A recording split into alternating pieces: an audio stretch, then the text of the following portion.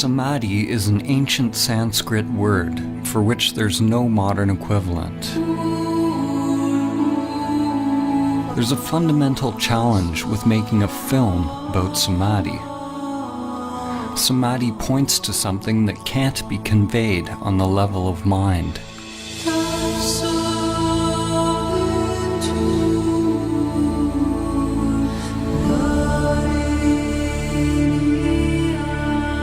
This film is simply the outer manifestation of my own inner journey.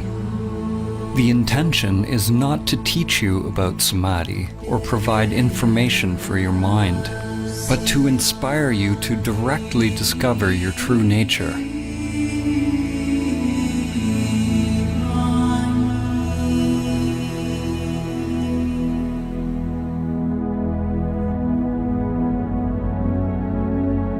Samadhi is relevant now more than ever. We are at a time in history where we have not only forgotten Samadhi, but we've forgotten what we forgot.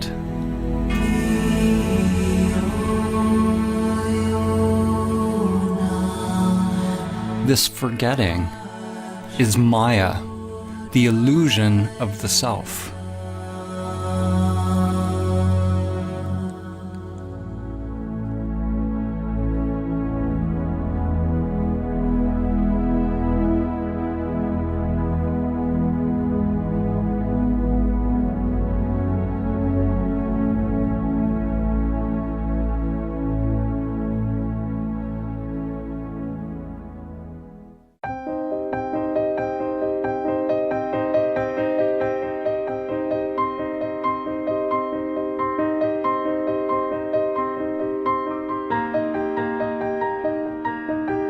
As humans, most of us live immersed in our daily lives, with little thought of who we are, why we are here, or where we're going. Most of us have never realized the true self, the soul, or what the Buddha called anatta, that which is beyond name and form, beyond thinking. As a result, we believe we are these limited bodies. We live in fear, either conscious or unconscious, that the limited self-structure that we are identified with will die.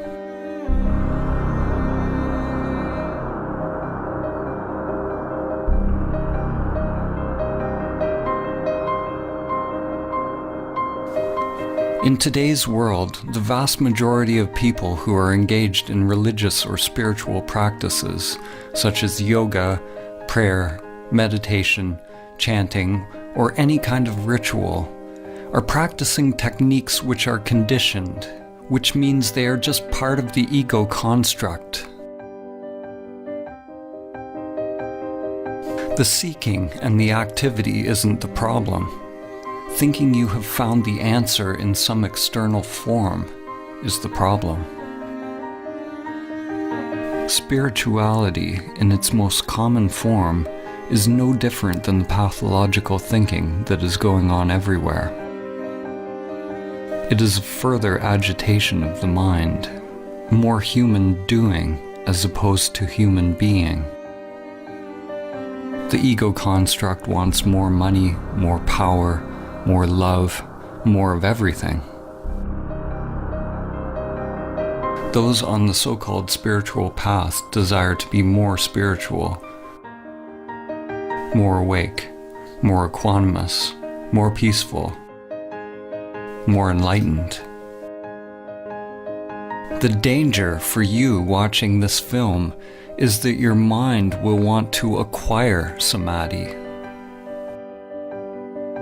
Even more dangerous is that your mind might think it has acquired Samadhi.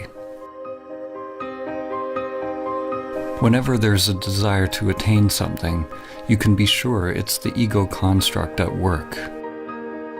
Samadhi is not about attaining or adding something more to yourself.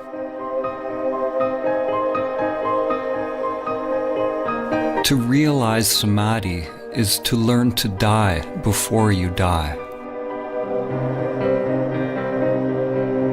Life and death are like yin and yang, an inseparable continuum, endlessly unfolding with no beginning and no end. When we push away death, we also push away life. When you experience the truth directly of who you are, there's no longer any fear of life or death. We're told who we are by our society and our culture. And at the same time, we're slaves to the deeper unconscious biological craving and aversion that governs our choices.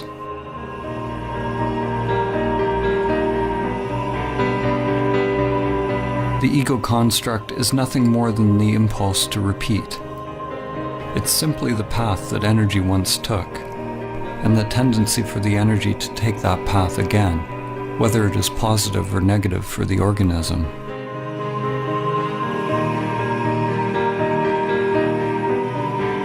There are endless levels of memory or mind, spirals within spirals. When your consciousness identifies with this mind or ego construct, it ties you to social conditioning, which you could call the matrix. There are aspects of the ego that we can be conscious of, but it's the unconscious, the archaic wiring, the primal existential fears that are actually driving the whole machine.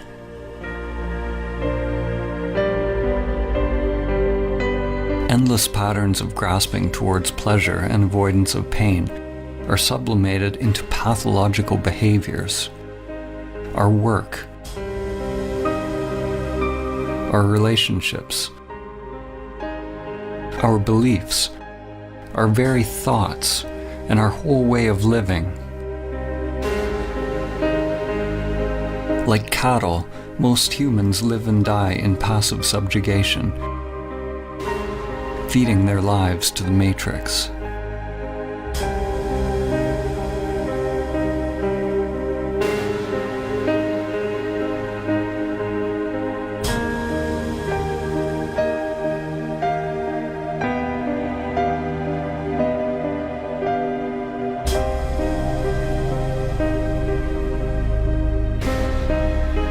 We live lives locked into narrow patterns, lives often filled with great suffering, and it never occurs to us that we can actually become free.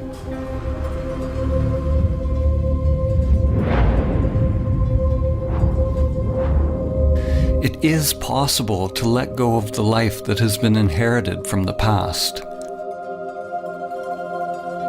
to live the one that is waiting to come forth through the inner world.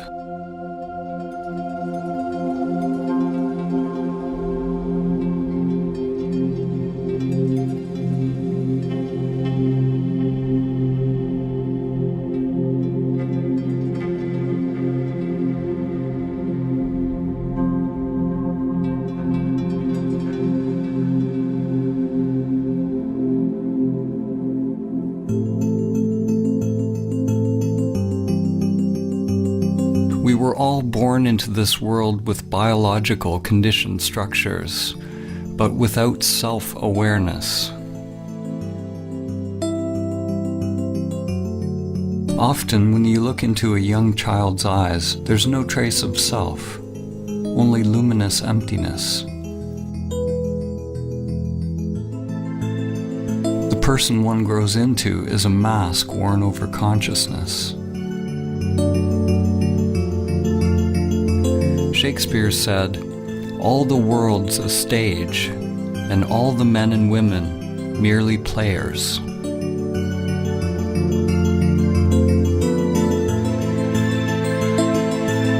In an awakened individual, consciousness shines through the personality, through the mask. When you are awake, you don't become identified with your character. You don't believe that you are the masks that you are wearing.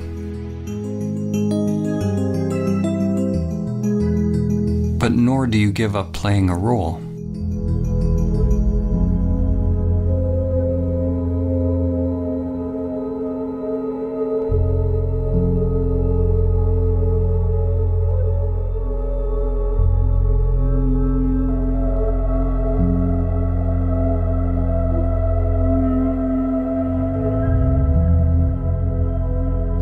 when we are identified with our character, our persona, this is Maya, the illusion of the self.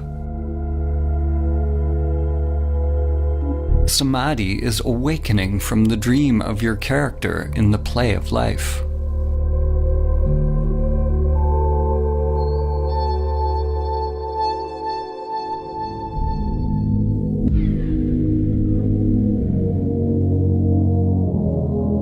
"2,400 years after Plato wrote the Republic, humanity is still making its way out of Plato's cave. In fact, we may be more transfixed by illusions than ever.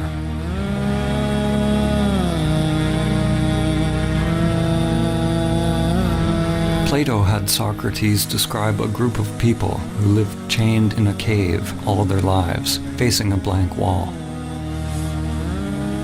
All they could see were shadows projected on the wall by the things passing in front of a fire which was behind them. This puppet show became their world.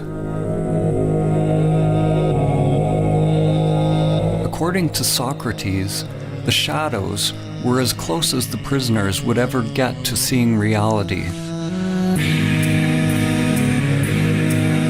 Even after being told about the outside world, they continued to believe that the shadows were all that is. Even if they suspected there was something more, they were unwilling to leave what was familiar.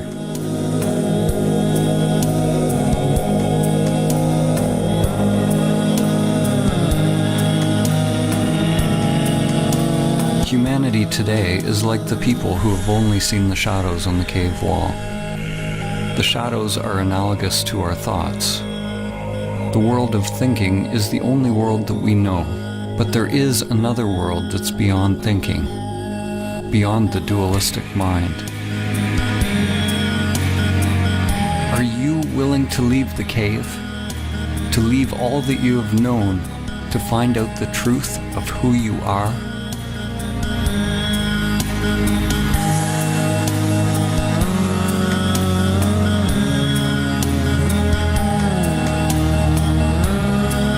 In order to experience Samadhi, it's necessary to turn attention away from the shadows, away from the thoughts, towards the light.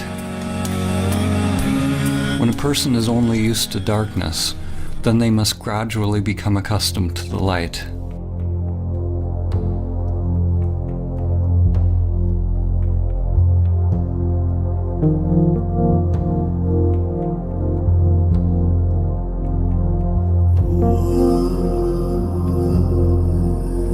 Like acclimatizing to any new paradigm, it takes time and effort, and a willingness to explore the new, as well as shed the old.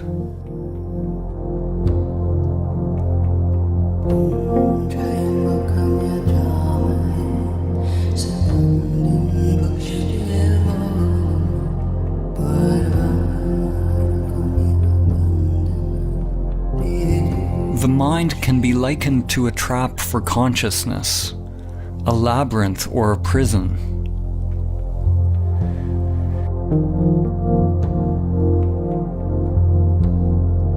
It is not that you are in prison, you are the prison.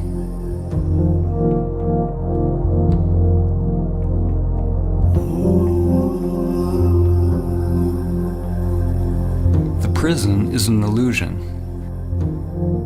If you are identified with an illusory self, then you are asleep. Once you are aware of the prison, if you fight to get out of the illusion, then you're treating the illusion as if it's real, and you still remain asleep. Except now the dream becomes a nightmare. You'll be chasing and running from shadows forever.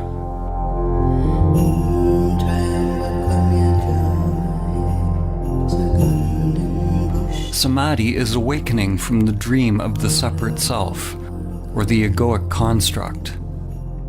Samadhi is awakening from identification with the prison that I call me.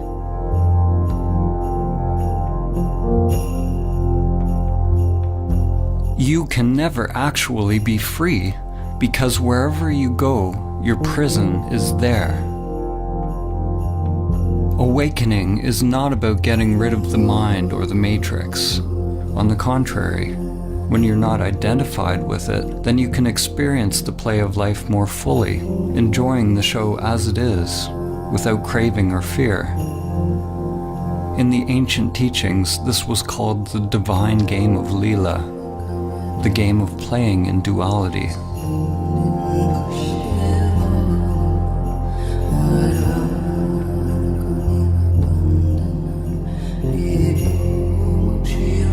Human consciousness is a continuum. On one extreme, humans are identified with the material self.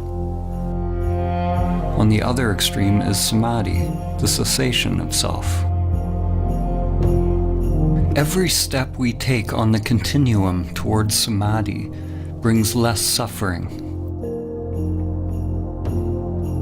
Less suffering does not mean life is free from pain. Samadhi is beyond the duality of pain and pleasure. What it means is that there is less mind, less self creating resistance to whatever unfolds. And that resistance is what creates suffering.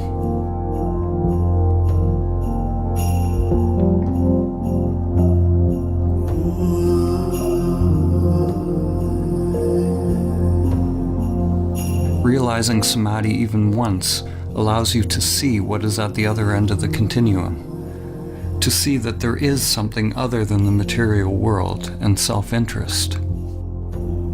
When there is an actual cessation of the self-structure in Samadhi, there is no egoic thought, no self, no duality, yet there is still the I am, anatta, or no self. In that emptiness is the dawn of prajna, or wisdom. The understanding that the immanent self is far beyond the play of duality, beyond the entire continuum. The immanent self is timeless, unchanging, always now. Enlightenment is the merging of the primordial spiral, the ever-changing manifested world, or lotus, in which time unfolds, with your timeless being. Your inner wiring grows like an ever-unfolding flower as you disidentify with the self, becoming a living bridge between the world of time and the timeless.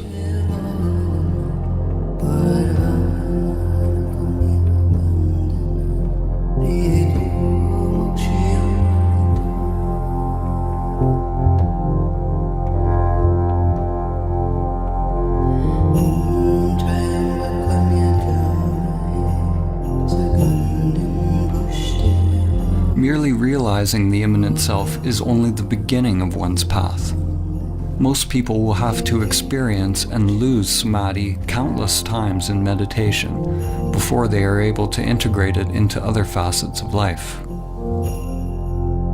It's not unusual to have profound insights into the nature of your being during meditation or self-inquiry, only to find yourself once again falling back into old patterns, forgetting the truth of who you are.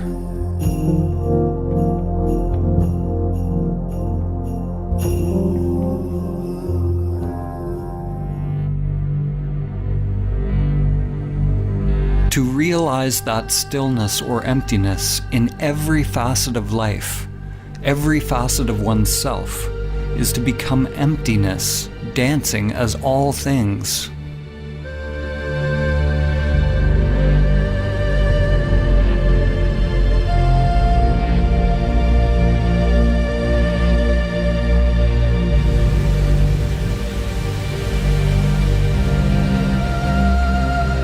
Stillness is not something separate from movement. It is not opposite to movement. In Samadhi, stillness is recognized to be identical with movement. Form is identical to emptiness. this is nonsensical to the mind, because mind is the coming into being of duality.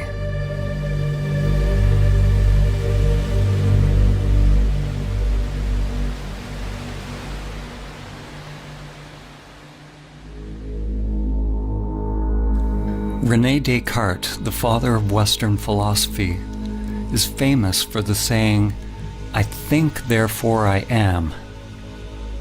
No other phrase more clearly encapsulates the fall of civilization and the full-scale identification with the shadows on the cave wall. Descartes' error, like the error of almost all humans, was the equating of fundamental being with thinking.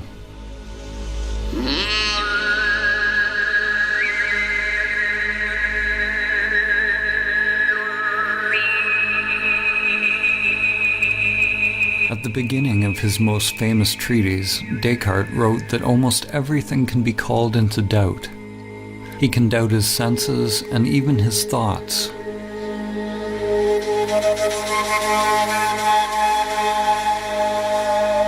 Likewise, in the Kalama Sutra, the Buddha said that in order to ascertain the truth, one must doubt all traditions, scriptures, teachings, and all the content of one's mind and senses. Both of these men started with great skepticism, but the difference was that Descartes stopped inquiring at the level of thinking, while the Buddha went deeper. He penetrated beyond the deepest levels of the mind. Maybe, if Descartes had gone beyond his thinking mind, he would have realized his true nature, and Western consciousness would be very different today. Instead, Descartes described the possibility of an evil demon that could be keeping us under a veil of illusion. Descartes did not recognize this evil demon for what it was.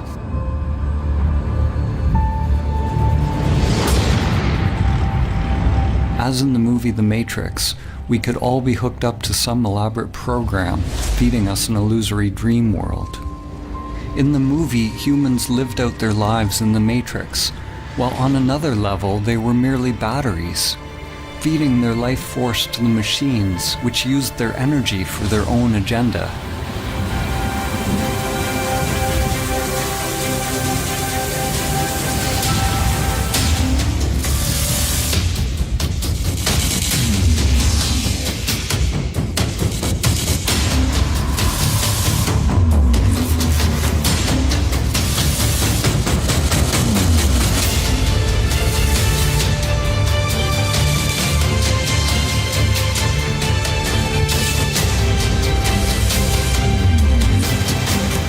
Always want to blame something outside themselves for the state of the world or for their own unhappiness, whether it's a person, a particular group or country, religion, or some kind of controlling Illuminati, like Descartes' evil demon or the sentient machines in the Matrix. Ironically, the demon Descartes envisioned was the very thing that he defined himself by. When you realize Samadhi, it becomes clear that there is a controller. There is a machine, an evil demon leeching your life day after day. The machine is you.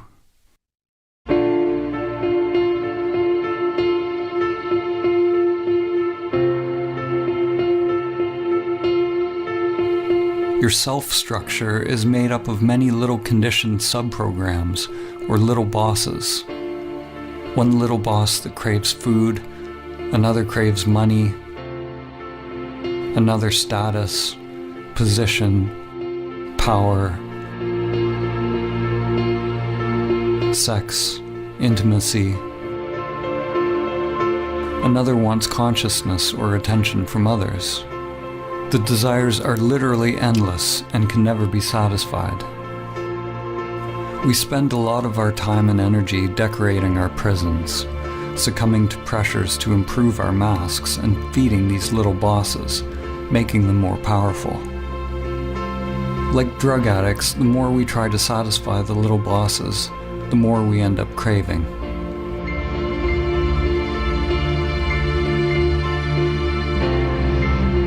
The path to freedom is not self-improvement, or somehow satisfying the self's agenda, but it's a dropping of the self's agenda altogether.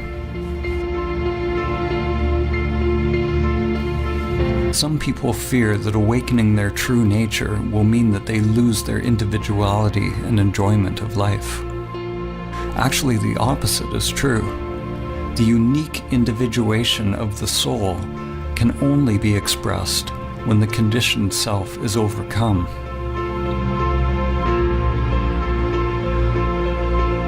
Because we remain asleep in the matrix, most of us never find out what the soul actually wants to express.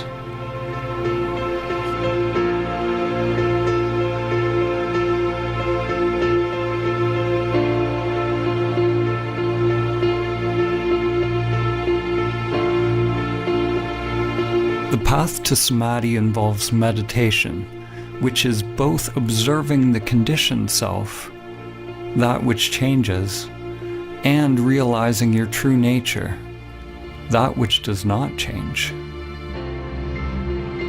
When you come to your still point, the source of your being, then you await further instructions without any insistence on how your outer world has to change. Not my will, but higher will be done.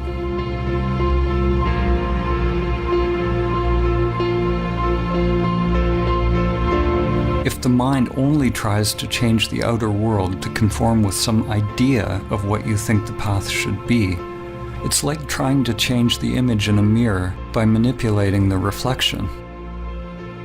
To make the image in a mirror smile, you obviously can't manipulate the reflection. You have to realize the you that is the authentic source of the reflection. Once you realize the authentic self, it doesn't mean that anything on the outside necessarily needs to change. What changes is the conscious, intelligent inner energy, or prana, which is freed from conditioned patterns and becomes available to be directed by the soul. You can only become aware of the soul's purpose when you are able to watch the conditioned self and its endless pursuits, and let them go.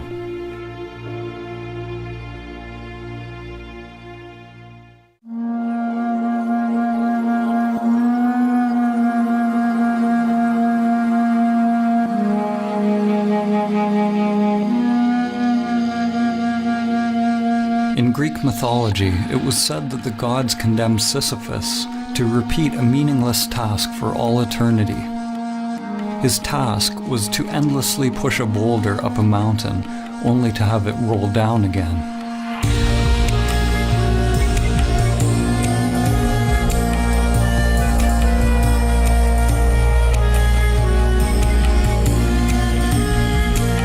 The French existentialist and Nobel Prize-winning author Albert Camus saw the situation of Sisyphus as a metaphor for humanity. He asked the question, how can we find meaning in this absurd existence?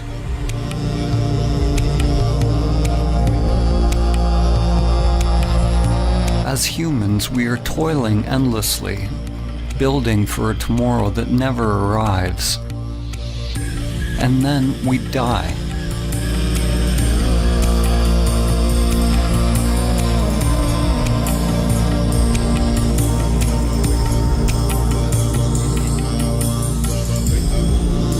If we truly realize this truth, then we will either go mad if we are identified with our egoic personas, or we will awaken and become free.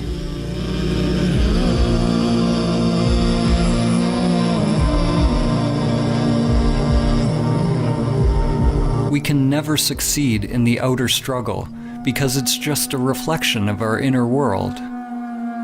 The cosmic joke, the absurdity of the situation becomes clear when there's a complete and utter failure of the egoic self to awaken through its futile pursuits.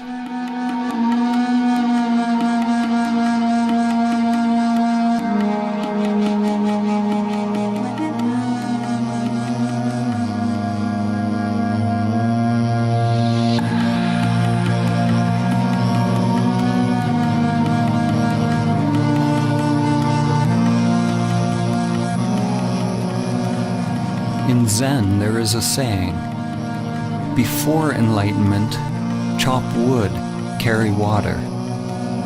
After enlightenment, chop wood, carry water.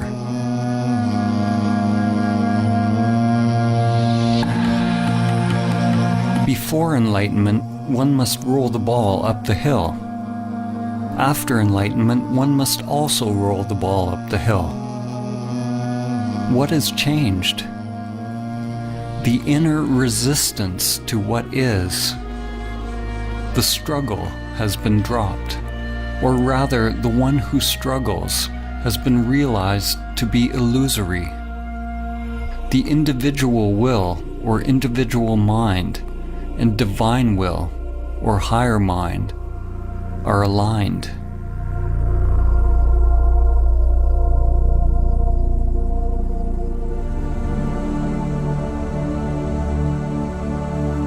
Samadhi is ultimately a dropping of all inner resistance to all changing phenomena without exception.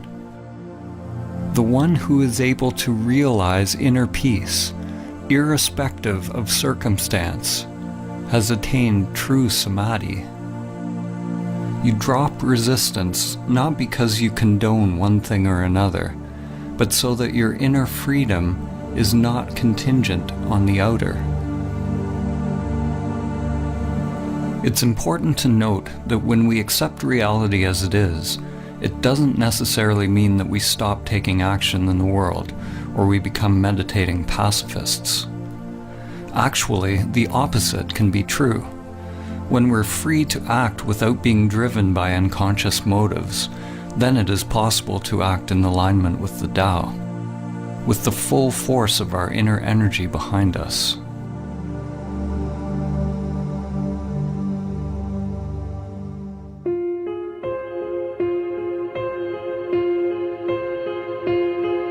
Many will argue that in order to change the world and bring about peace, we need to fight harder against our perceived enemies. Fighting for peace is like shouting for silence. It just creates more of what you don't want. These days there's a war against everything. A war against terror, a war against disease, a war against hunger. Every war is actually a war against ourselves.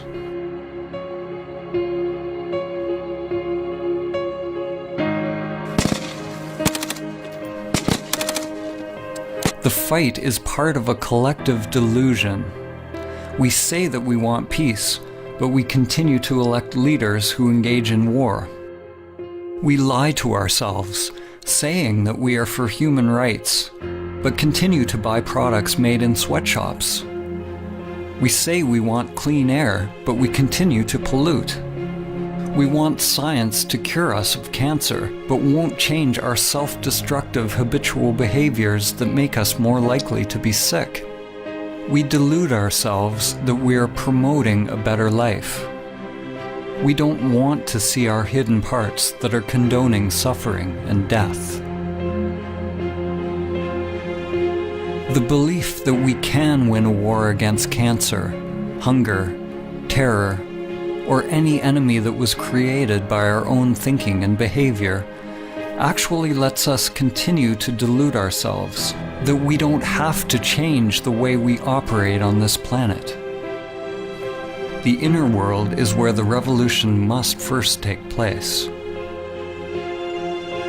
Only when we can directly feel the spiral of life within will the outer world come into alignment with the Tao.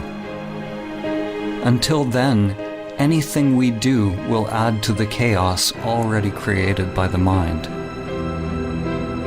War and peace arise together in an endless dance. They are one continuum. One half cannot exist without the other. Just as light cannot exist without dark, and up cannot exist without down. The world seems to want light without darkness, fullness without emptiness, happiness without sadness.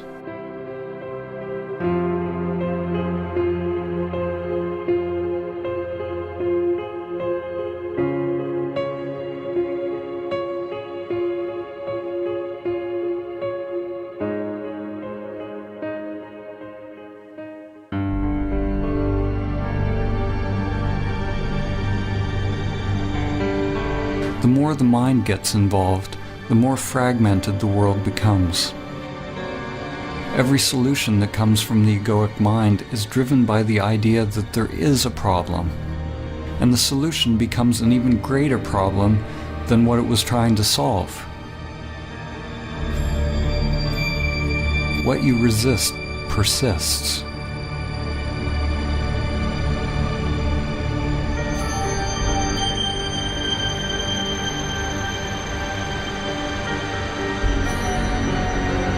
Human ingenuity creates new antibiotics, only to find nature getting more cunning as bacteria get stronger. Despite our best efforts in the ongoing fight, the prevalence of cancer is actually increasing. The number of hungry people in the world steadily grows. The number of terrorist attacks worldwide continues to rise.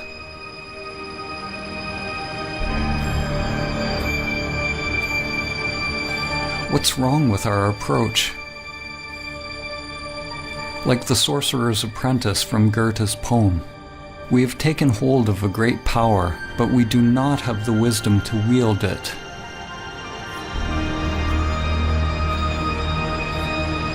The problem is that we do not understand the tool that we are using. We do not understand the human mind and its proper role and purpose.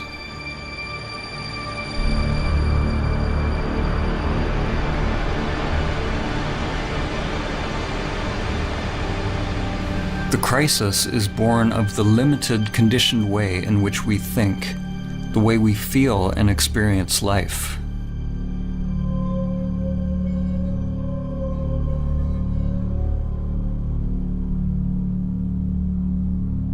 Our rationalism has robbed us of our ability to recognize and experience the wisdom of many ancient cultures. Our egoic thinking has robbed us of the ability to feel the depth and profound sacredness of life, the numinosity of life, and to realize entirely different levels of consciousness, which are now almost lost to humanity.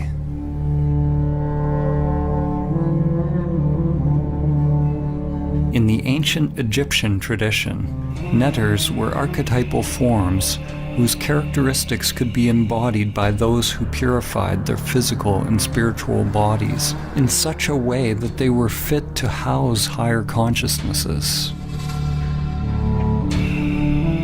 The original netter, or the divine principle of this wisdom, was known as Thoth, or Tehuti, often depicted as a scribe with the head of a bird or ibis, and represented the origin of all knowledge and wisdom. Thoth could be described as the cosmic principle of thinking, or thought. Thoth gave us language, concepts, writing, mathematics, and all the arts and manifestations of the mind. Only those who had gone through special training were allowed to access Thoth's sacred knowledge. The Book of Thoth is not a physical book, but is the wisdom of the Akashic or etheric realm. Legend tells that Thoth's knowledge was deeply hidden in a secret place within every human being, and was protected by a golden serpent.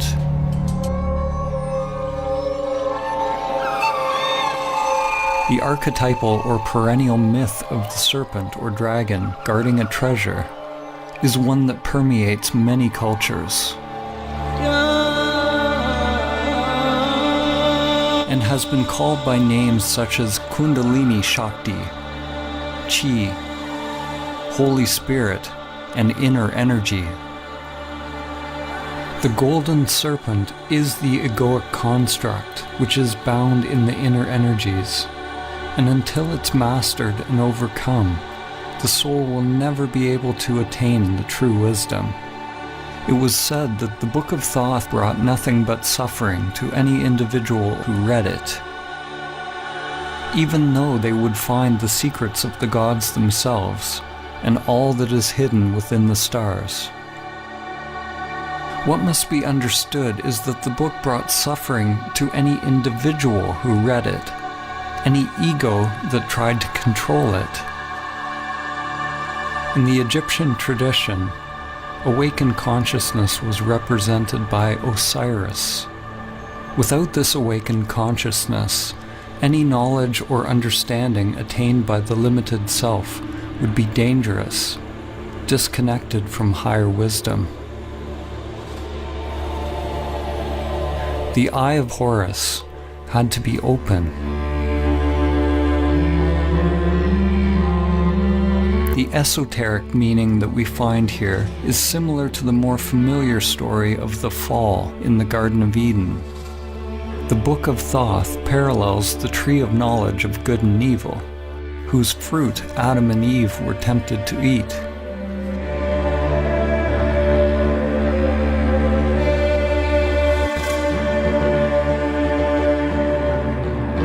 Humanity, of course, has already eaten the forbidden fruit, already opened the Book of Thoth, and has been cast out of the garden. The serpent is a metaphor for the primordial spiral that extends from the microcosm to the macrocosm. Today, the serpent is living as you. It is the egoic mind expressed as the manifested world.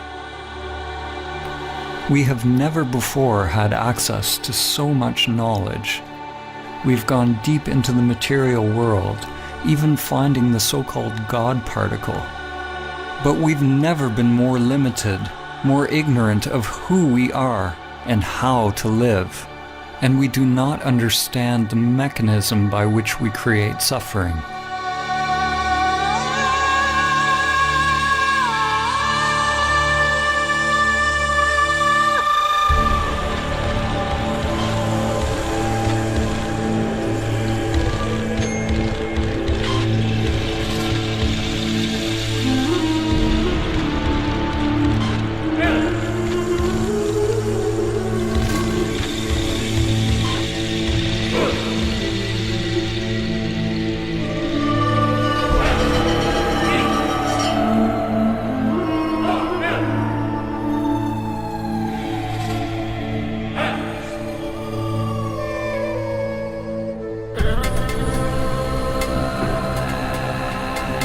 Our thinking has created the world as it is now.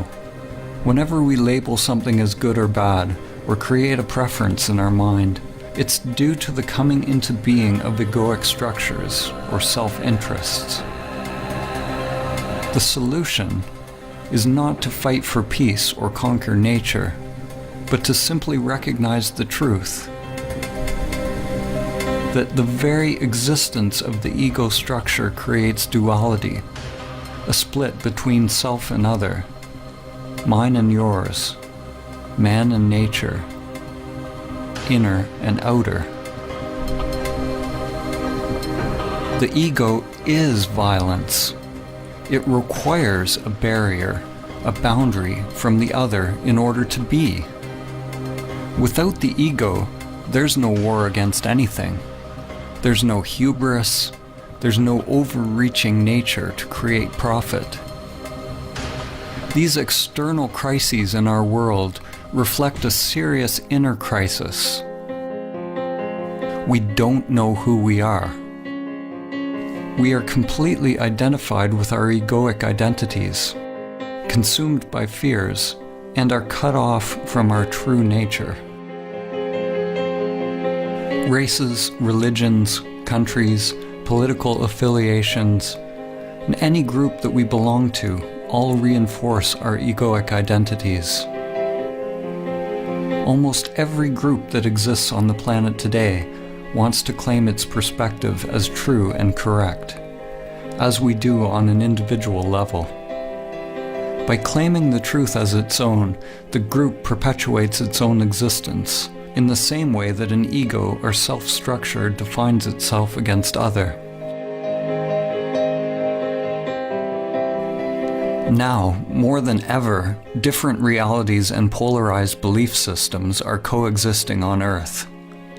It is possible for different people to experience completely different thoughts and emotional reactions to the very same external phenomena. In the same way, samsara and nirvana, or heaven and hell, are two different dimensions occupying the very same world. An event that may appear apocalyptic to one person could be seen as a blessing to another. So what is becoming obvious is that your external circumstances don't have to affect your inner world in any particular way.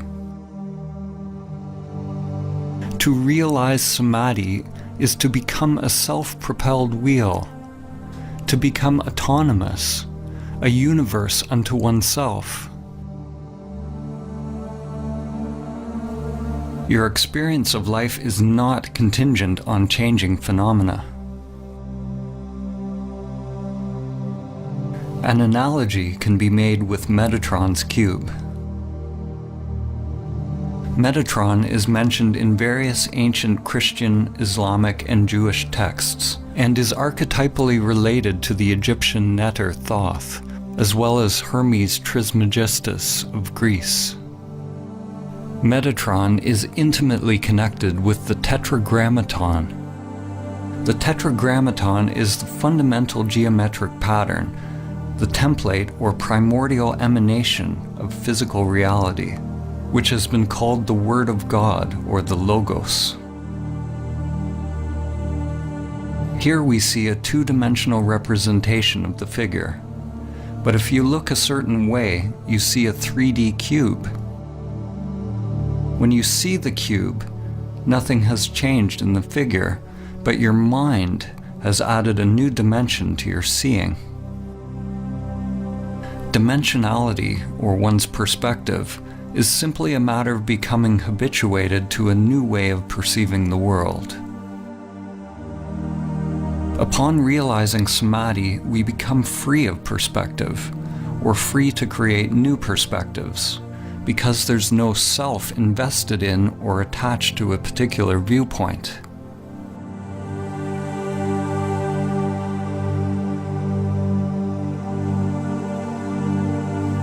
The greatest minds in human history have often pointed to levels of thought beyond the limited self-structure. Einstein said, "The true measure of a human being is determined primarily by the measure and sense in which he has attained liberation from the self." So it's not that thinking in the existence of the self is bad. Thinking is a wonderful tool when the mind is in service to the heart. In Vedanta, it is said that the mind makes a good servant, but a poor master.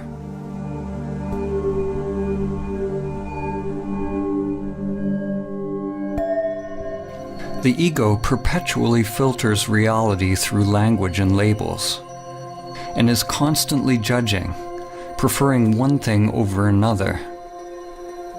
When the mind and senses are your master, they will create endless suffering, endless craving and aversion, locking us into the matrix of thinking. If you want to realize Samadhi, do not judge your thoughts as good or bad, but find out who you are prior to thought, prior to the senses. When all labels are dropped, then it is possible to see things as they are.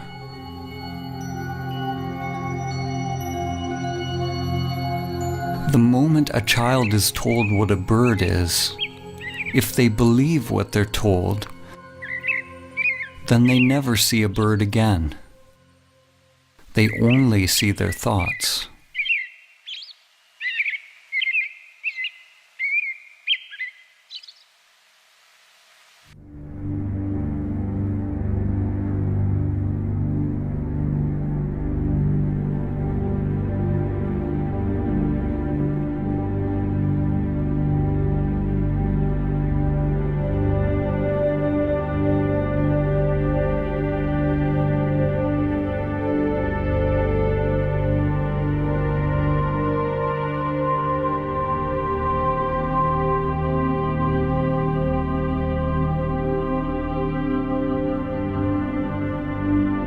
Most people think that they are free, conscious, and awake.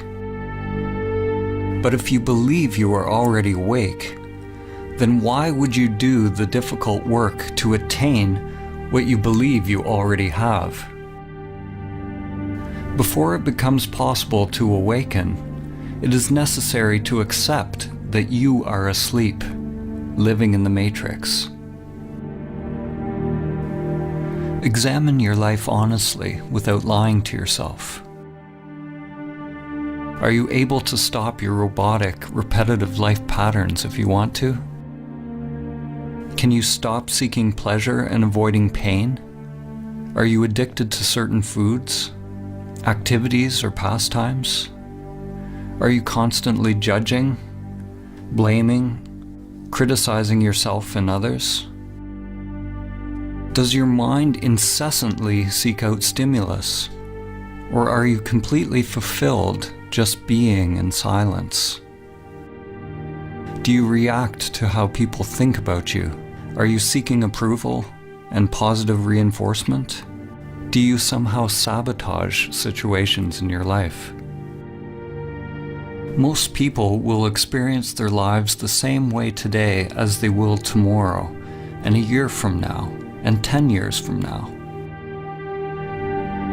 When you begin to observe your robot-like nature, you become more awake. You begin to recognize the depth of the problem. You are completely and utterly asleep, lost in a dream. Like the inhabitants of Plato's cave, most who hear this truth will not be willing or capable of changing their lives because they are attached to their familiar patterns. We go to great lengths justifying our patterns, burying our heads in the sand rather than facing the truth. We want our saviors, but we are not willing to get up on the cross ourselves. What are you willing to pay to be free? Realize that if you change your inner world, you must be prepared to change the outer life. Your old structure and your old identity must become the dead soil out of which new growth comes.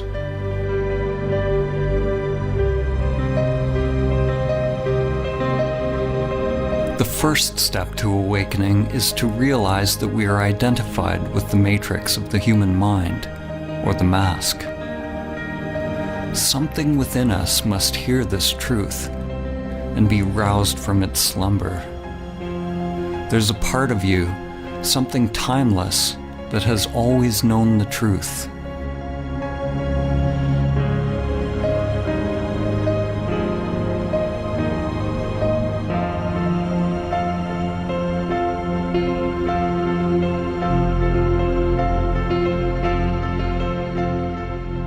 The matrix of the mind distracts us, entertains us, keeps us endlessly doing, consuming, grasping, in a cycle of craving and aversion with constantly changing forms, keeping us from the flowering of our consciousness, our evolutionary birthright, which is Samadhi. Pathological thinking is what passes for normal life.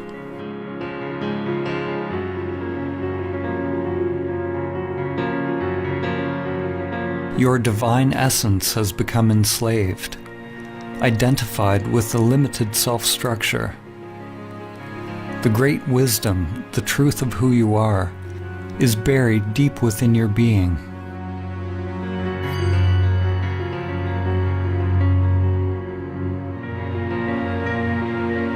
J. Krishnamurti said, "It is no measure of one's health to be well adjusted to a profoundly sick society."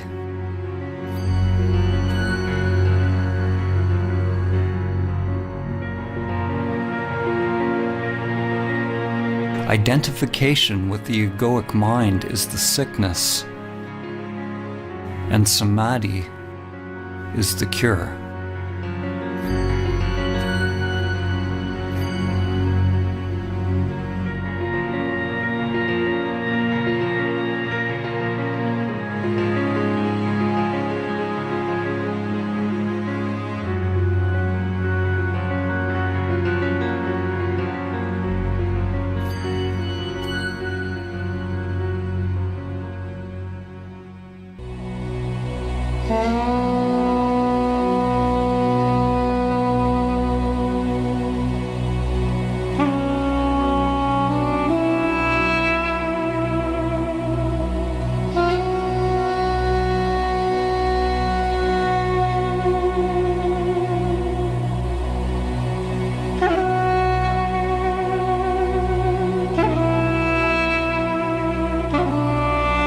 The world's greatest spiritual teachers, from ancient to modern times, have shared the view that the deepest truth of our being is not the property of one particular religion or spiritual tradition, but can be found within the heart of each person.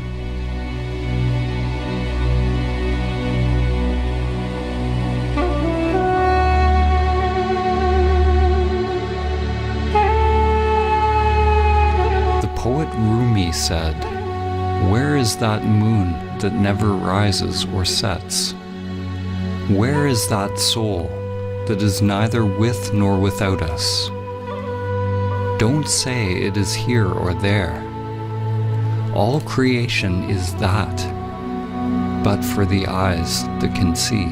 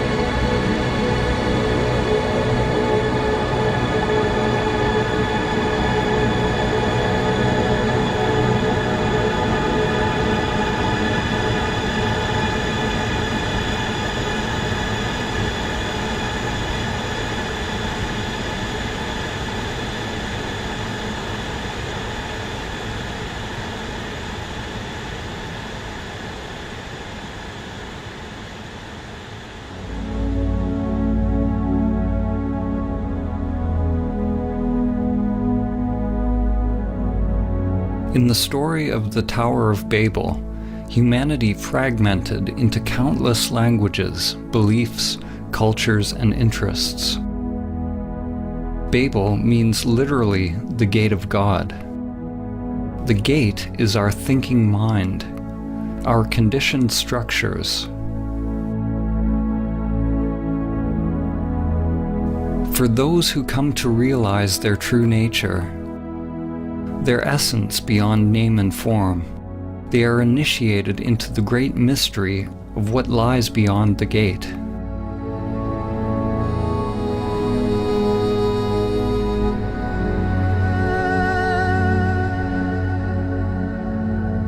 An ancient parable, the elephant parable, has been used to describe how various traditions are actually all pointing to one great truth. A group of blind people are each touching a different part of an elephant, getting a certain impression of what an elephant is.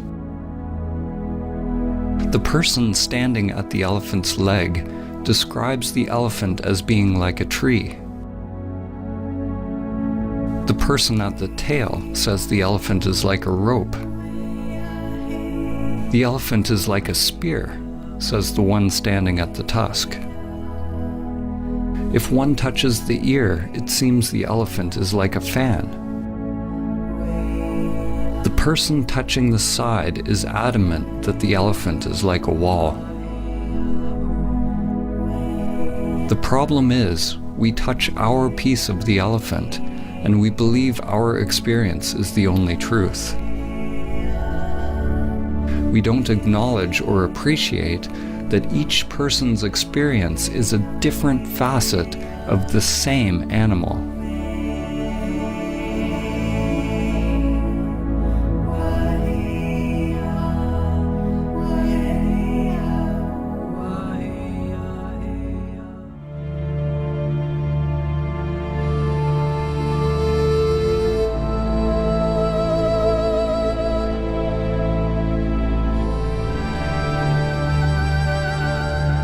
Perennial philosophy is an understanding that all spiritual and religious traditions share a single universal truth, a mystical or transcendent reality upon which foundation all spiritual knowledge and doctrine has grown.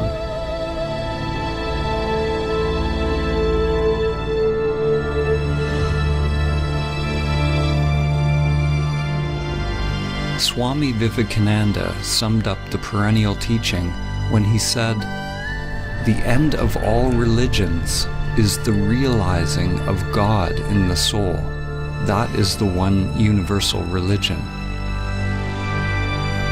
In this film, when we use the word God, it is simply a metaphor for the transcendent, pointing to the great mystery beyond the limited egoic mind. To realize one's true self or immanent self is to realize one's divine nature. Every soul has the potential to manifest a new higher level of consciousness, to awaken from its slumber and its identification with form.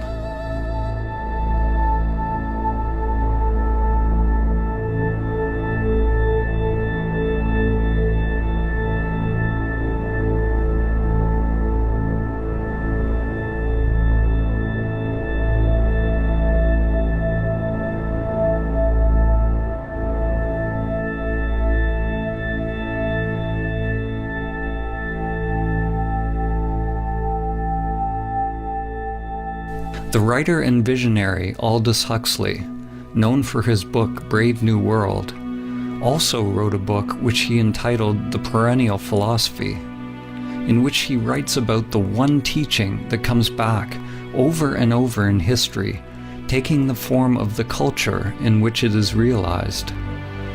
He writes, "The perennial philosophy is expressed most succinctly in the Sanskrit formula, Tat Tvam Asi, that thou art.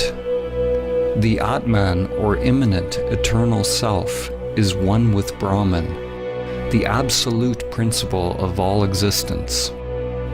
And the last end of every human being is to discover the fact for himself, to find out who he or she really is."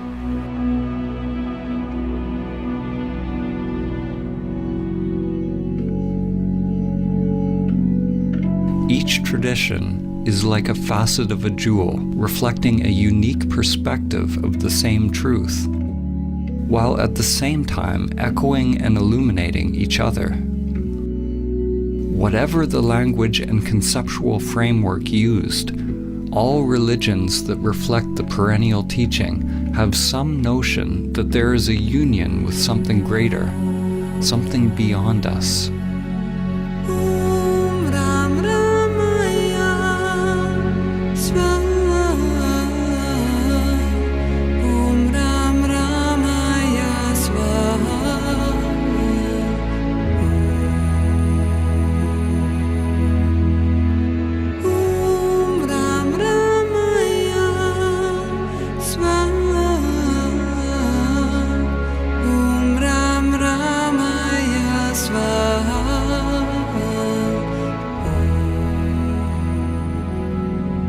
It is possible to learn from and integrate the teachings from one or many sources without identifying a sense of self with them. It is said that all true spiritual teachings are simply fingers pointing to the transcendent truth. If we hold on to the dogma, the teaching, for comfort, we will be stunted in our spiritual evolution. To realize truth beyond any concept is letting go of all clinging and attachment. Letting go of all religious concepts.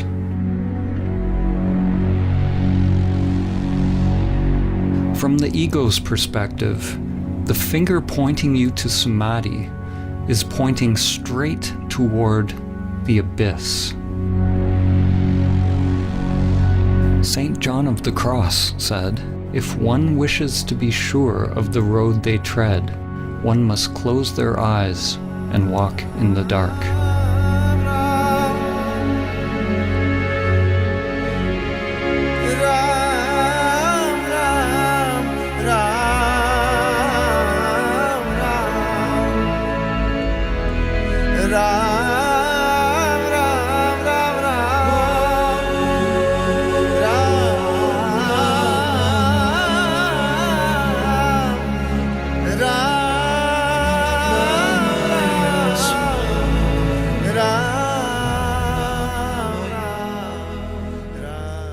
Samadhi begins with a leap into the unknown.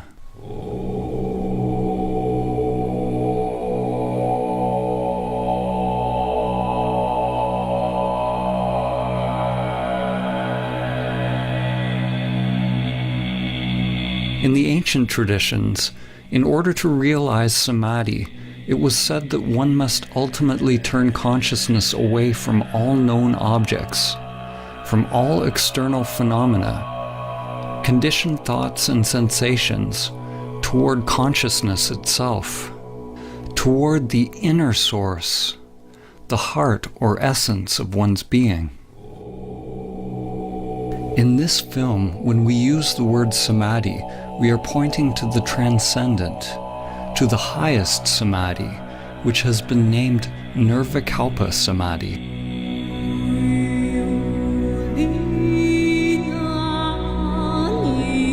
In Nirvikalpa Samadhi, there's a cessation of self-activity, of all seeking and doing. We can only speak about what falls away as we approach it, and what reappears when we return from it. There is neither perception nor non-perception, neither thing nor no thing, neither consciousness nor unconsciousness. It is absolute, unfathomable, and inscrutable to the mind.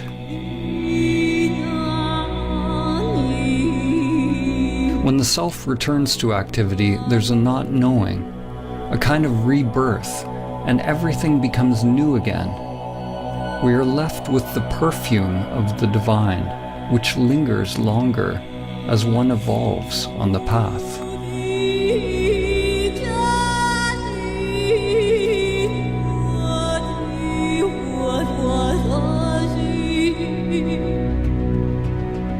There are numerous types of samadhi described in the ancient traditions, and language has created much confusion over the years.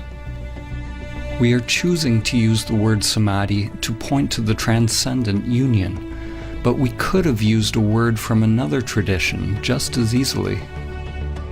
Samadhi is an ancient Sanskrit term, common to the Vedic, Yogic, and Samkhya traditions of India, and has permeated many other spiritual traditions.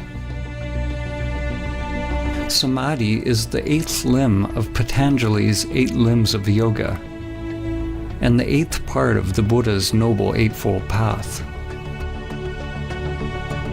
The Buddha used the word nirvana, the cessation of vana, or the cessation of self-activity. Patanjali described yoga or samadhi as chitta vritti nirodha, the Sanskrit meaning cessation of the whirlpool or spiral of mind. It is a disentangling of consciousness from the entire matrix or creatrix of mind.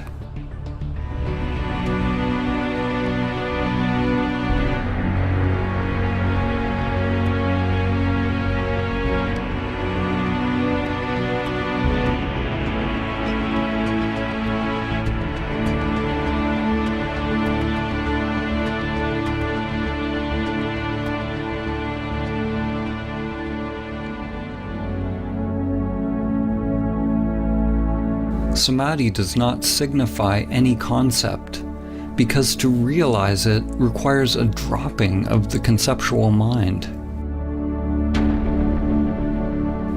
Different religions have used various words to describe the divine union. In fact, the word religion itself means something similar. In Latin, religare means to rebind or reconnect. It's a similar meaning to the word yoga, which means to yoke, to unite the worldly with the transcendent. In Islam, it is reflected in the ancient Arabic meaning of the word Islam itself, which means submission or supplication to God. It signifies a total humbling or surrender of the self-structure. Christian mystics such as Saint Francis of Assisi, Saint Teresa of Avila, and Saint John of the Cross describe a divine union with God, the kingdom of God within. In the Gospel of Thomas, Christ said, "The kingdom is not here or there. Rather, the kingdom of the Father is spread out upon the earth, and men do not see it." The works of the Greek philosophers, Plato, Plotinus, Parmenides, and Heraclitus, when seen through the lens of the perennial teaching, point towards the same wisdom. Plotinus teaches that the greatest human endeavor is to guide the human soul towards the supreme state of perfection and union with the One.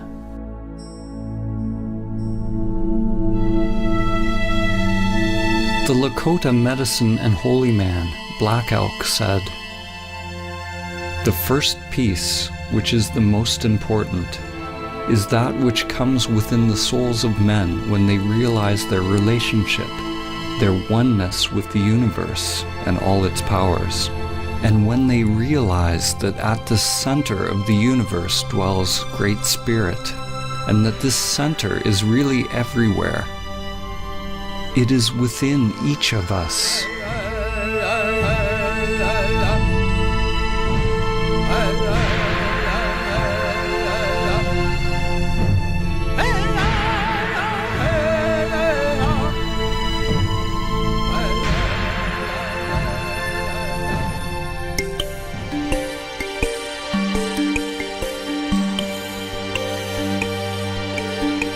On the path to awakening, unless we are in Samadhi, there are always two polarities, two doorways one can enter. Two dimensions, one towards pure consciousness, the other towards the phenomenal world. The upward current toward the Absolute, and the downward current toward Maya and all that is manifested, both seen and unseen. The relationship between relative and absolute could be summed up in the following quote by Sri Nisargadatta Maharaj. "Wisdom is knowing I am nothing. Love is knowing I am everything. And between the two, my life moves." What is born of this union is a new divine consciousness. Something is born out of the marriage or union of these polarities, or the collapse of dualistic identification, Yet what is born is not a thing, and it was never born. Consciousness flowers, creating something new, creating what you could call a perennial trinity. God the Father, the transcendent, unknowable and changeless, is united with the divine feminine, which is everything that changes. This union brings about an alchemical transformation, a kind of death and rebirth. In the Vedic teachings, the divine union is represented by two fundamental forces, Shiva and Shakti. The names and faces of the various gods change throughout history, but their fundamental attributes remain. What is born out of this union is a new divine consciousness, a new way of being in the world. Two polarities inseparably one, a universal energy that is without center, free of limitation. It is pure love. There is nothing to be gained or lost, because it is utterly empty, but absolutely full.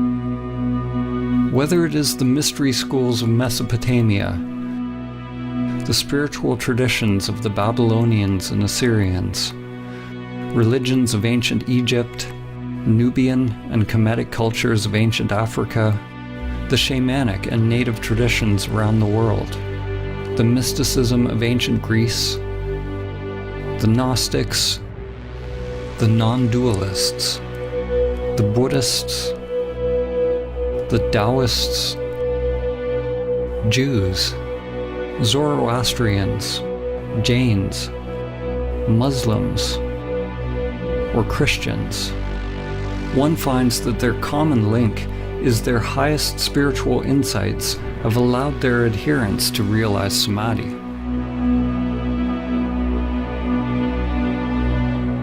The actual word Samadhi means something like to realize the sameness or oneness in all things. It means union. It is uniting all aspects of yourself. But do not mistake intellectual understanding for the actual realization of Samadhi. It is your stillness, your emptiness, that unites all levels of the spiral of life.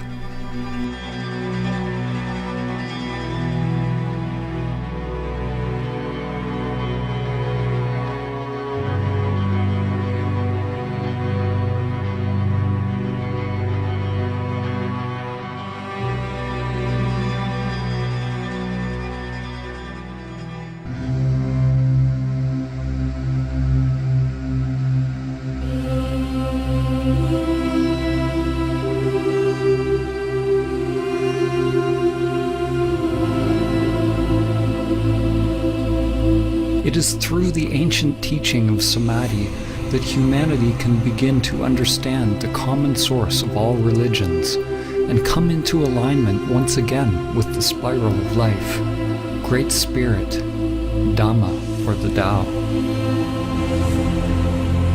The spiral is the bridge that extends from the microcosm to the macrocosm. From your DNA to the inner lotus of energy that extends through the chakras, to the spiral arms of galaxies. Every level of soul is expressed through the spiral as ever-evolving branches, living, exploring. True Samadhi is realizing the emptiness of all levels of self, all sheaths of the soul. The spiral is the endless play of duality and the cycle of life and death. At times, we forget our connection to the Source.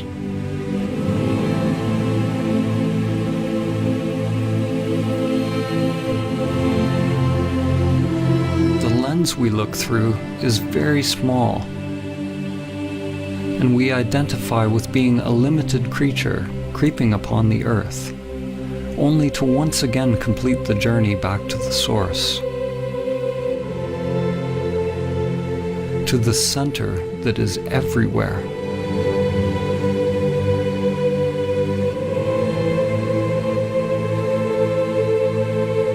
Chuan Tzu said, "When there is no more separation between this and that, it is called the still point of the Tao."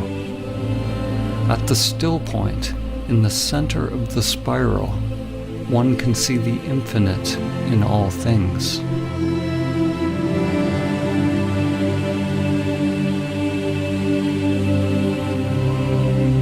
The ancient mantra Om Mani Padme Hum has a poetic meaning. One awakens or realizes the jewel within the lotus. Your true nature awakens within the soul, within the world, as the world.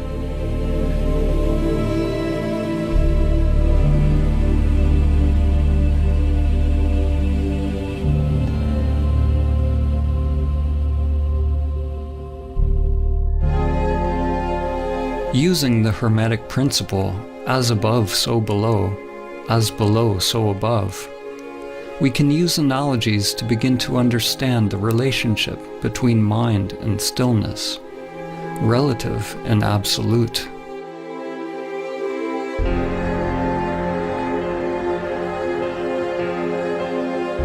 A way to begin to grasp the non-conceptual nature of Samadhi is to use the analogy of the black hole. A black hole is traditionally described as a region of space with a massive gravitational field so powerful that no light or matter can escape. New theories postulate that all objects, from the tiniest microscopic particles to macrocosmic formations like galaxies, have a black hole or mysterious singularity at their center. In this analogy, we're going to use this new definition of a black hole as the center that is everywhere.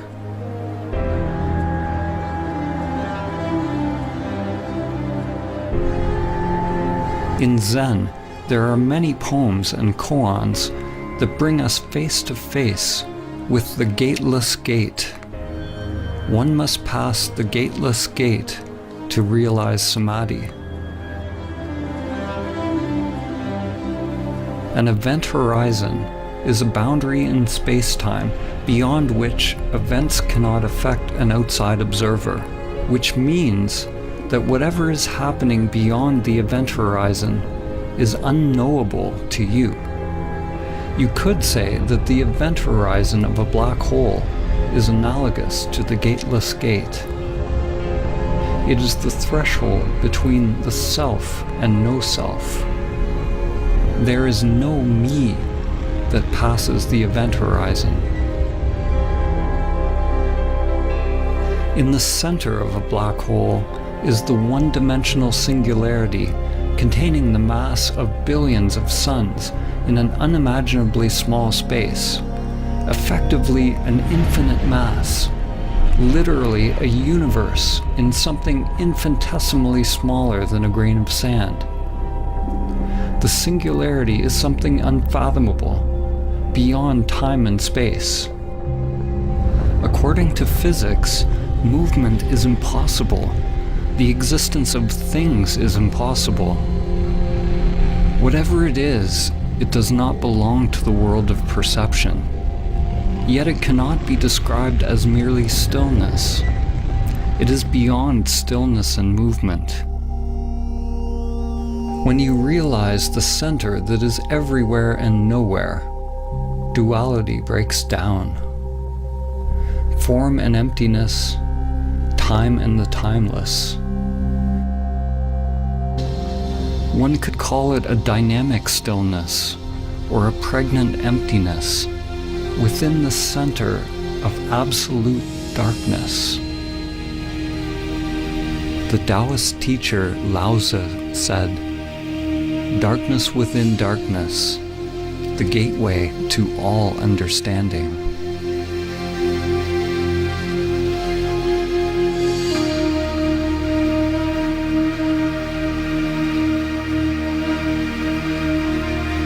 The writer and comparative mythologist Joseph Campbell describes a recurring symbol, part of the perennial philosophy which he calls the axis mundi, the central point, or the highest mountain, the pole around which all revolves, the point where stillness and movement are together. From this center, a mighty flowering tree is realized, a Bodhi tree that joins all worlds.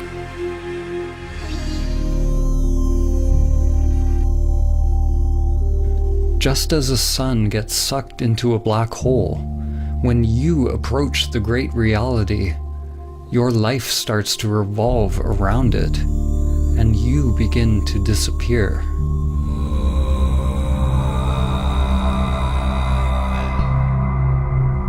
As you approach the immanent self, it can be terrifying to the ego structure. The guardians of the gate are there to test those on their journey. One must be willing to face one's greatest fears, and at the same time accept one's inherent power, to bring light to the unconscious terrors and the hidden beauty within. If your mind is not moved, if there's no self reacting, then all phenomena produced by the unconscious arises and passes away. This is the point in the spiritual journey where faith is most needed. What do we mean by faith? Faith is not the same as belief. Belief is accepting something on the level of mind to bring comfort and assurance. Belief is the mind's way of labeling or controlling experience. Faith is actually the opposite. Faith is staying in the place of complete not knowing, accepting whatever arises from the unconscious.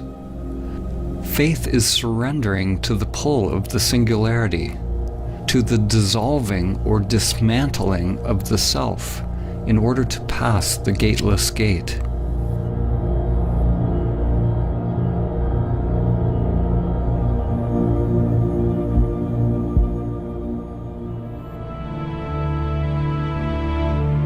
The evolution and structure of a galaxy is closely tied to the scale of its black hole, just as your evolution is tied to the presence of the immanent self, the singularity that is your true nature. We can't see the black hole, but we can know about it by the way things move around it, by how it interacts with physical reality. In the same way, we cannot see our true nature. The immanent self is not a thing, but we can observe enlightened action. As the Zen master Suzuki said, there are, strictly speaking, no enlightened people. There is only enlightened activity. We can't see it, just as the eye cannot see itself. We can't see it because it is that by which seeing is possible. Like the black hole, Samadhi is not nothingness, and neither is it a thing. It is the collapse of the duality of thing and no thing. There is no gate to enter the great reality, but there are infinite paths. The paths, the dharmas, are like an endless spiral with no beginning and no end. No one can pass the gateless gate. No one's mind has ever figured out how, and none ever will. No one can pass the gateless gate, so be no one.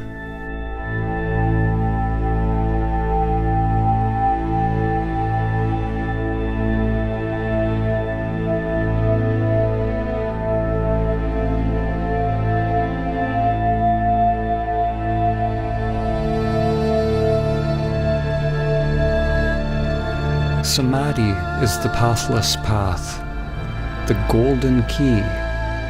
It is the end of our identification with the self-structures that separate our inner and outer worlds.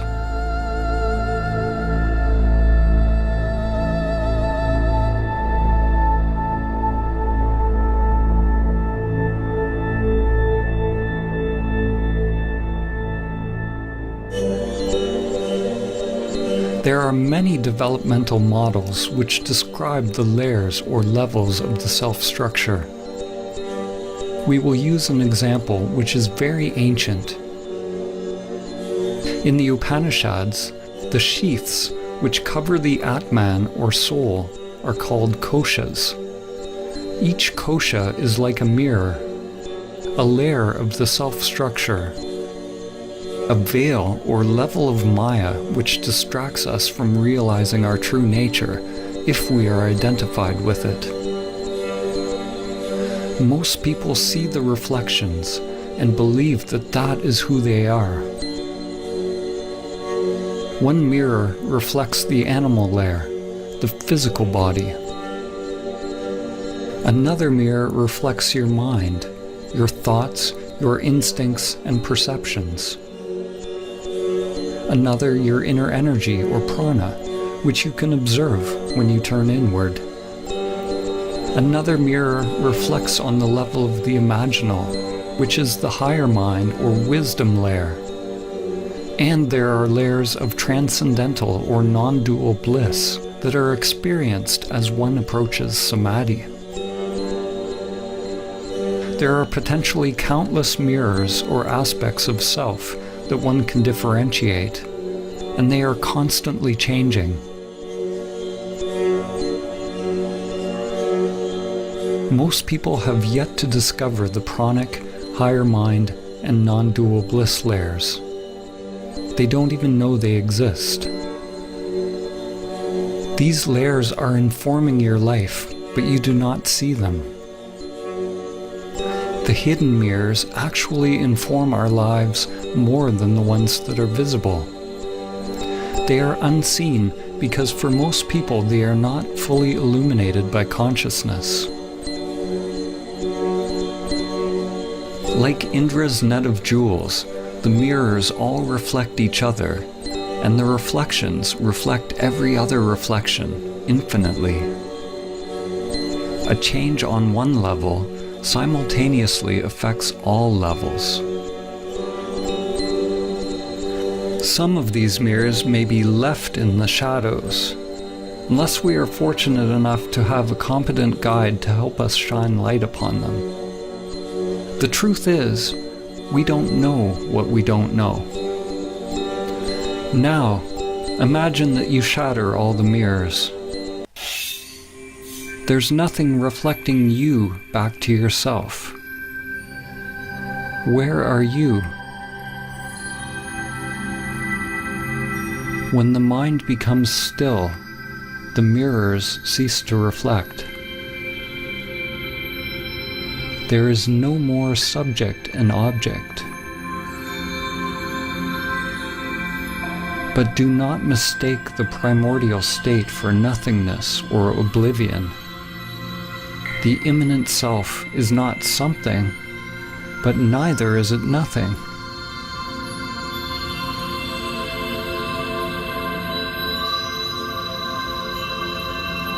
This source is not a thing. It is emptiness or stillness itself. It is an emptiness that is the source of all things. Form is realized as exactly emptiness. Emptiness is realized as exactly form. This source is the great womb of creation, pregnant with all possibilities.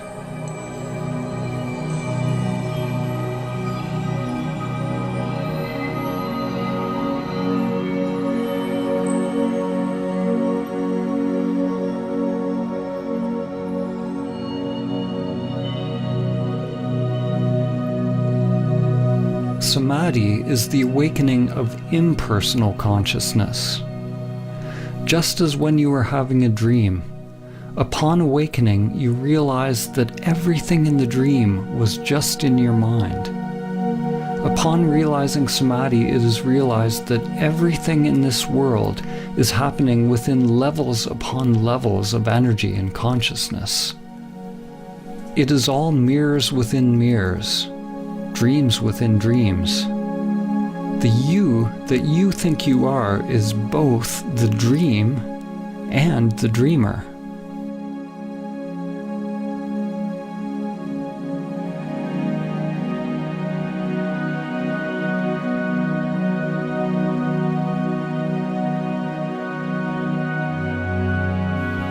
Whatever we say in this film, let it go.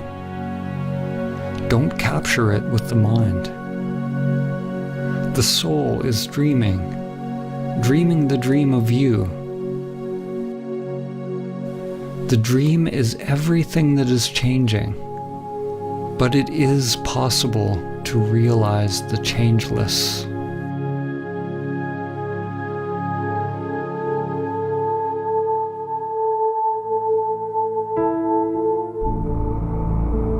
This realization cannot be understood with the limited individual mind.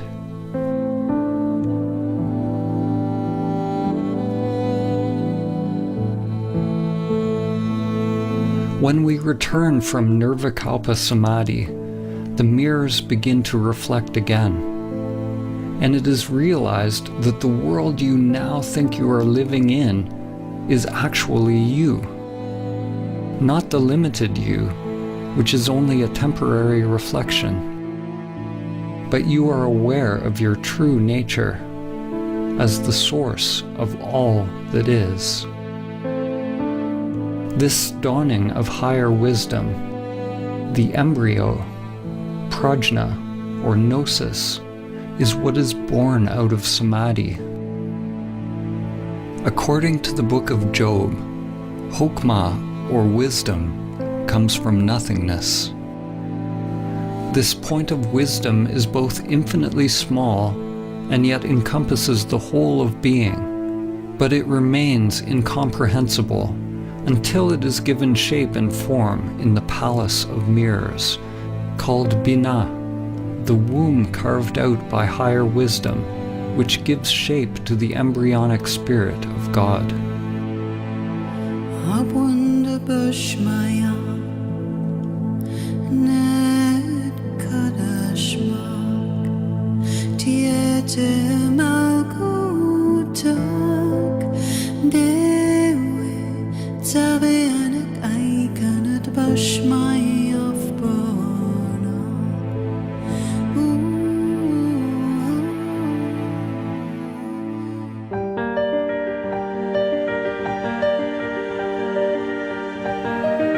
The existence of the mirrors, or the mind's existence, is not a problem.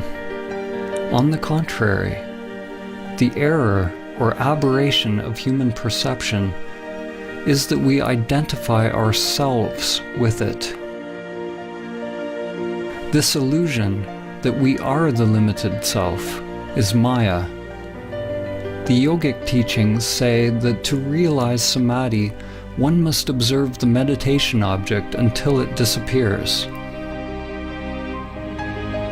Until you disappear into it, or it into you. Although the language in the various traditions is dissimilar, at their root they all point towards a cessation of self-identification and self-centered activity. The Buddha always taught in negative terms. He taught to investigate directly into the working of the self-structure. He didn't say what Samadhi was, except that it was the end of suffering.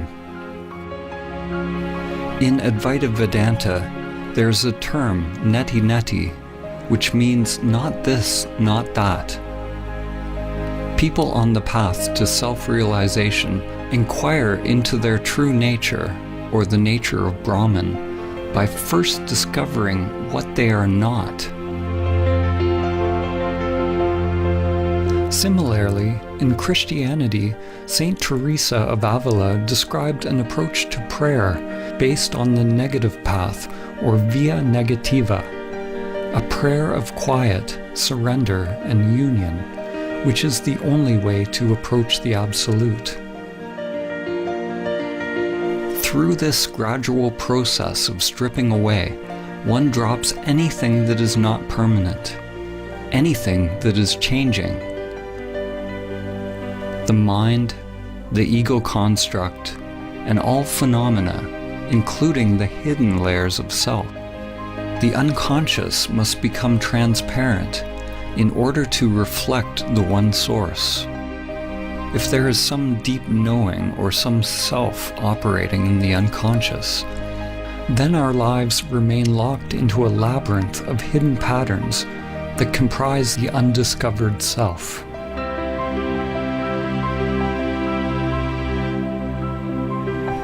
When all layers of self are revealed as empty, then one becomes free from the self, free from all concepts.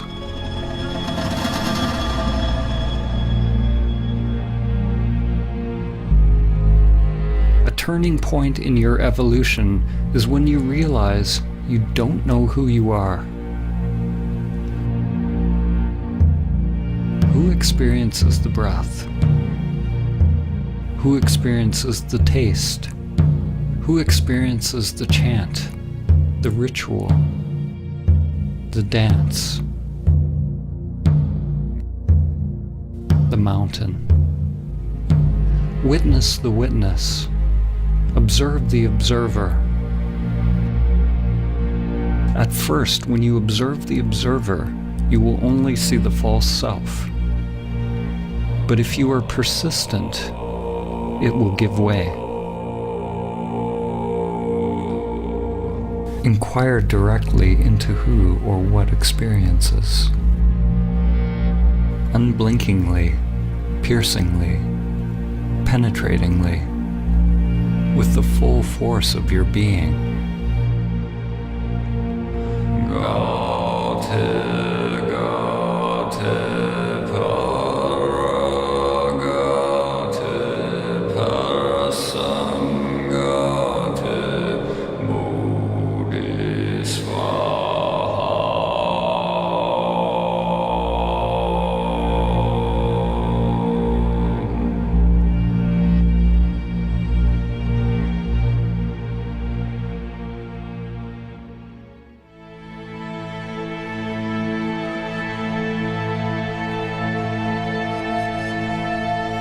There is no self that awakens.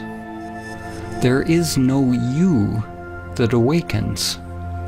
What you are awakening from is the illusion of the separate self, from the dream of a limited you.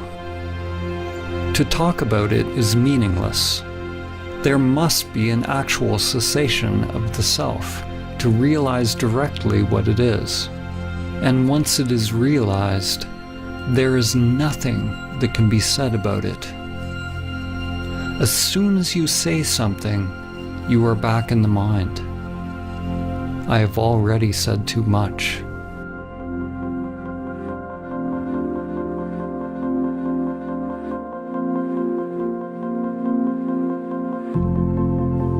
We normally have 3 states of consciousness: waking, dreaming, and deep sleep. Samadhi is sometimes referred to as the 4th state, the ground state of consciousness, a primordial awakeness that can become present continuously and in parallel with the other consciousness states. In Vedanta, this is called Turiya. Other terms for Turiya are Christ consciousness, Krishna consciousness, Buddha nature, or Sahaja Samadhi. In Sahaja Samadhi, the immanent self stays present along with the full use of all human functions. The stillness is unmoving at the center of the spiral of changing phenomena. Thoughts, feelings, sensations, and energy revolve around it at the circumference, but the degree of stillness, or I amness, remains during outer activity, exactly as in meditation. It is possible that the immanent self will remain present, even during deep sleep, that your awareness of I am does not come and go, even as states of consciousness change.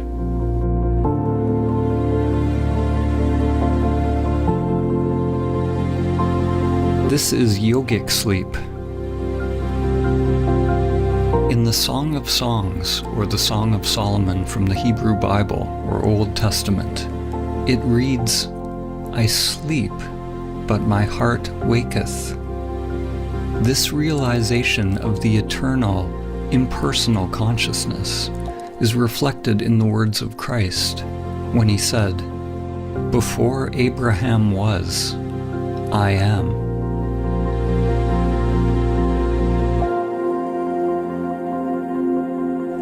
One consciousness that shines through countless faces, countless forms.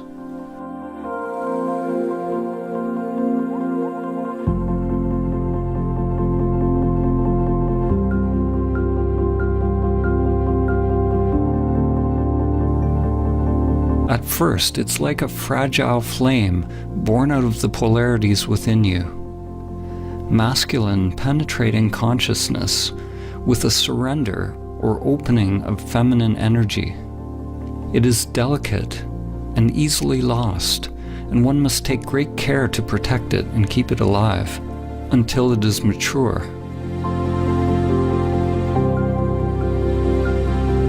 Samadhi is simultaneously a timeless state of consciousness and a stage in an unfolding development process, something organic and growing in time.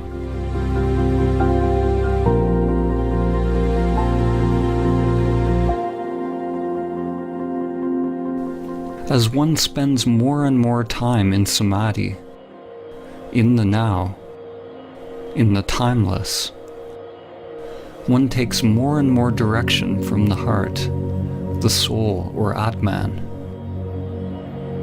and less from the conditioned structure.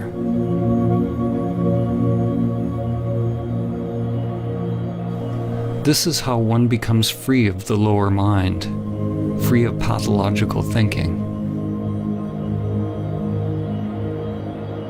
The inner wiring changes. Energy no longer flows unconsciously in the old conditioned structures, which is another way of saying one is no longer identified with the self-structure, with the outer world of form.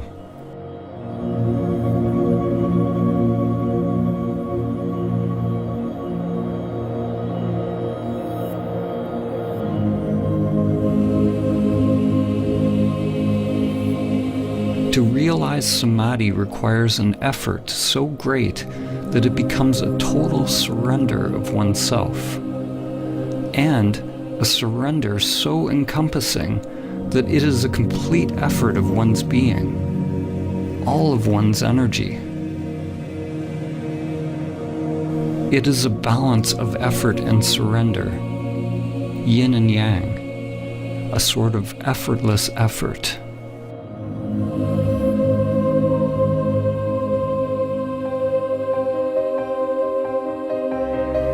The Indian mystic and yogi Paramahamsa Ramakrishna said, "Do not seek illumination unless you seek it as one whose hair is on fire seeks a pond. You seek it with your whole being. During one's ego-transcending practice, it takes great courage, vigilance, and perseverance to keep the embryo alive. To not fall back into the patterns of the world. It takes a willingness to go against the current, against the inexorable crush of the matrix and the grinding wheels of samsara. Every breath, every thought, every action must be for realizing the source. Samadhi is not realized by effort, nor is it effortless. Let go of effort and non-effort. It's a duality that only exists in the mind. The actual realization of Samadhi is so simple, so undifferentiated, that it is always misconstrued through language, which is inherently dualistic. There is only one primordial consciousness that awakens as the world, but it has been obscured by many layers of mind. Like the sun hidden behind the clouds, as each layer of mind is dropped, one's essence is revealed. As each layer of mind is dropped, people call it a different samadhi. They give names to different experiences or different types of phenomena.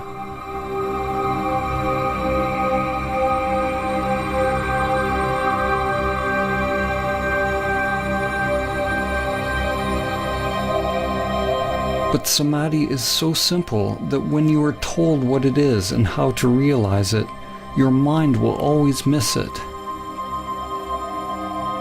Actually, samadhi is not simple or difficult. It is only the mind that makes it so.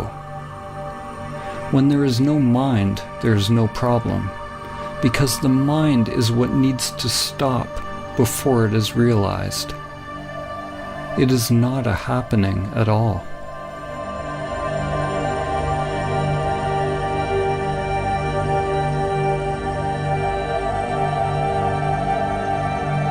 The most concise teaching of Samadhi is perhaps found in this phrase, "Be still and know."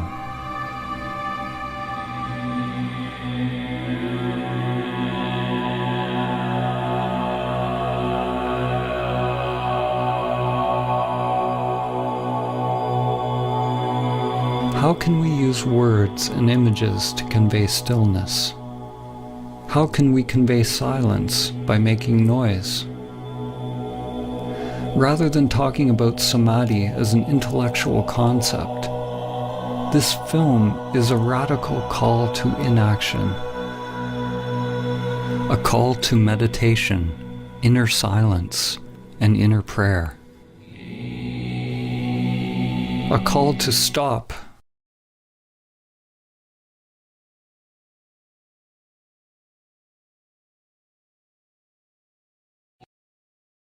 Stop everything that is driven by the pathological, egoic mind. Be still and know.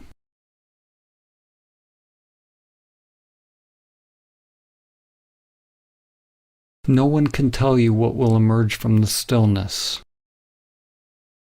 It is a call to act from the spiritual heart.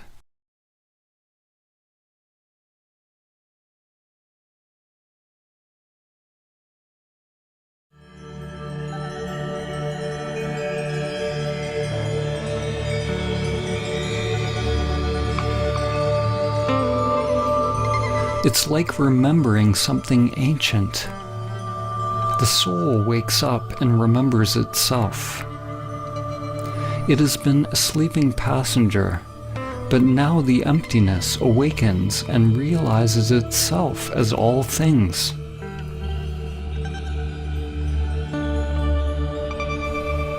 You can't imagine what samadhi is with the limited egoic mind. Just as you can't describe to a blind person what color is.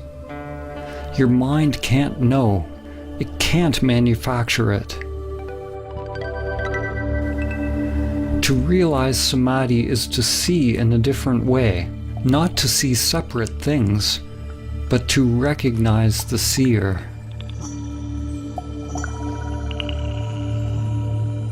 Saint Francis of Assisi said, "What you are looking for is what is looking." Once you have seen the moon, you can recognize it in every reflection. The true self has always been there. It is in everything, but you have not realized its presence. When you learn to recognize and abide as the true self, beyond the mind and senses, it is possible to experience awe at the most mundane. We become awe.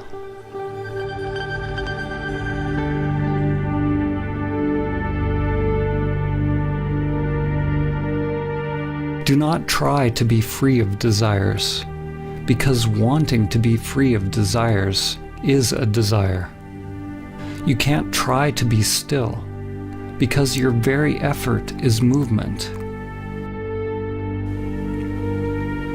Realize the stillness that is always already present. Be the stillness and know. When all preferences are dropped, the source will be revealed. But do not cling even to the source. The great reality, Tao, is not one, not two. Ramana Maharshi said, "The self is only one. If it is limited, it is the ego. If unlimited, it is infinite and the great reality."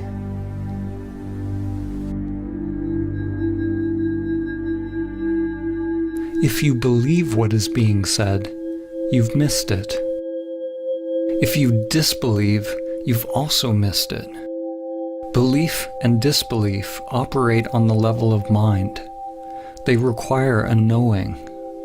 But if you enter into your own investigation, examining all of the aspects of your own being, finding out who is doing the investigating, if you're willing to live by the principle, not my will, but higher will be done, if you're willing to travel beyond all knowing, then you may realize what I've attempted to point towards. Only then will you taste for yourself the profound mystery and beauty of simply existing. There is another possibility for life. There is something sacred, unfathomable, that can be discovered in the still depths of your being, beyond concepts, beyond dogmas, beyond conditioned activity and all preferences. It is not acquired by techniques, rituals, or practices. There is no how to get it. There's no system. There's no way to the way.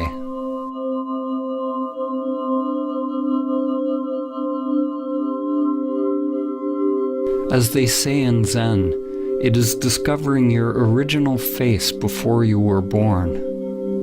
It is not about adding more to yourself. It is becoming a light unto oneself, a light that dispels the illusion of the self. Life will always remain unfulfilled, and the heart will always remain restless, until it comes to rest in that mystery beyond name and form.